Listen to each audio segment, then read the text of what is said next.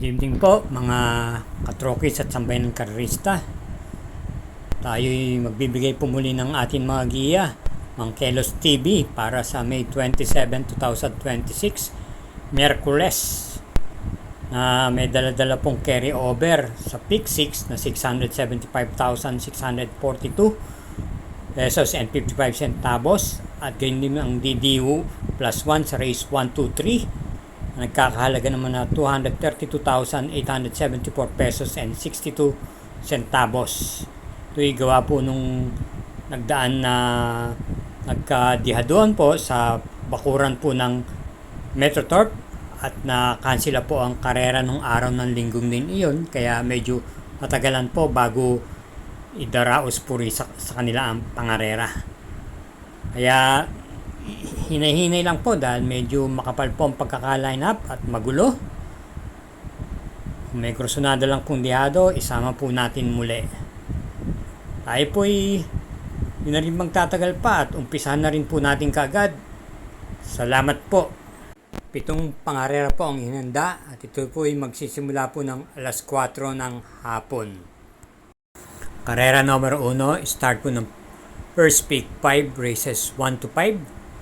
Meron po tayong Super 6 dito. Tatakbuhin sa distansyang 1,400 meters. Post time is 4 o'clock p.m. Isang 3-year-old and above maiden race for placers with carry over. Sa DD1, 232,874 pesos and 62 centavos. At meron pong 12 kalahok. Isang coupled entries yung numero 1. Ating pong pagpremera yung dibanderang numero 2 Hermes Way, na kinambi na po kay JT Sarati po ang renda. Panigunda yung numero 1 coupled entries, Rocksteady, Crucial. Mas binibigyan po natin ng din dito yung Crucial. JT Pabilik po ang magdadala ng renda. At bilang panersera po natin yung nasigunda ng nakaraan, yung numero 4 Edge of Glory, na papanubayan po ni JMS Torque. Kaya sa ulitin po sa karera numero 1, ang pili po natin 12-1-4. Karera numero 2, start po ng pick 6, kung saan may dala-dala pong carry over tong 675,642 pesos and 55 centavos. Races 2 to 7. At isang class 5, 17 to 41 group split with Pentapecta, distance 1,400 meters, 11 entries. Pagpremera yung kalahok numero G's, Chocolate Thunder. Papatubayan po ni R.D. Raquel Jr.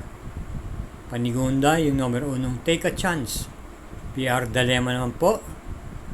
At panersera yung numero 11 Isla Puting Bato, na gamay naman po ni PM Cabalejo. At angkop po sa kanya ang kanyang post position nasa labas.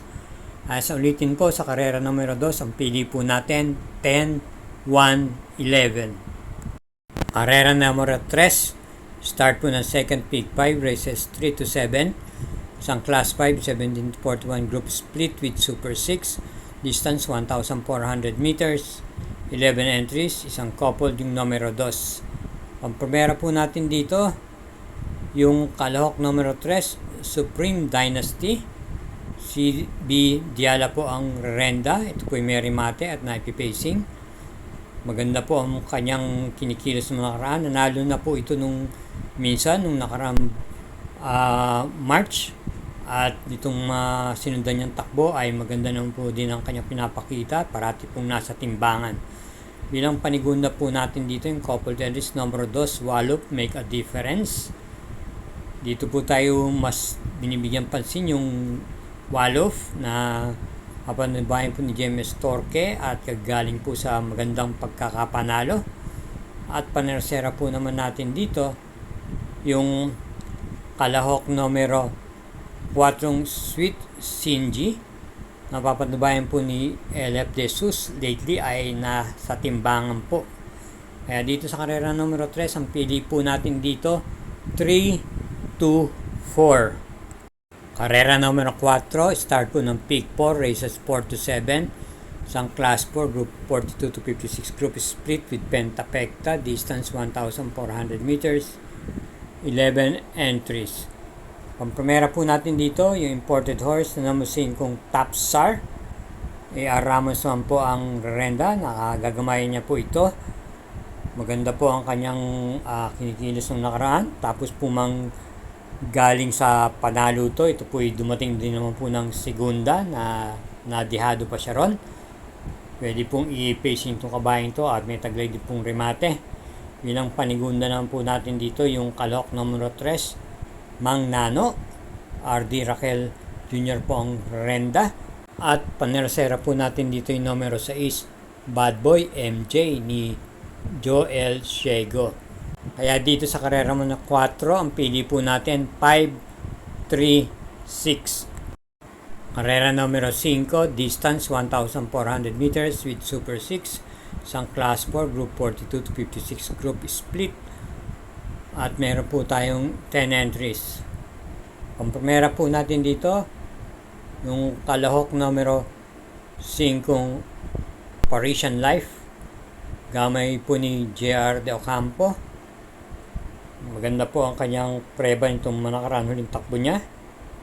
Meron po itong panalo nitong nakaraan buwan ng Abril. At nitong pinakahuling takbo niya ay maganda rin naman po ang kanyang ipinakita. Bilang panigundo po natin dito yung kalahok numero 4, Boy Hulo. JMS Torque naman po ang renda. Pwede pong isabay sa unahan at ipe-pacing po itong kabayong to. At bilang panersera po natin dito yung manggagaling sa likuran, yung numero 2, Majestic Star. JD Calagos naman po ang mamatnubay. Kaya dito sa karera numero 5, pamprimera numero 5, panigunda numero 4 at panersera numero 2. Karera numero 6, penultimate race, may distansyang 1,400 meters. At meron tayong 10 entries, 70 group split with pentapekta, distance 1,400 meters. At meron tayong 10 entries. Pamprimera po natin dito yung numero 4, Miss Ocala, na isa rin pong imported horse. Gamay po ni CS Pare. Panigunda yung numero 1, Paris Speed Bronze. JB Hernandez naman po ang magdadala.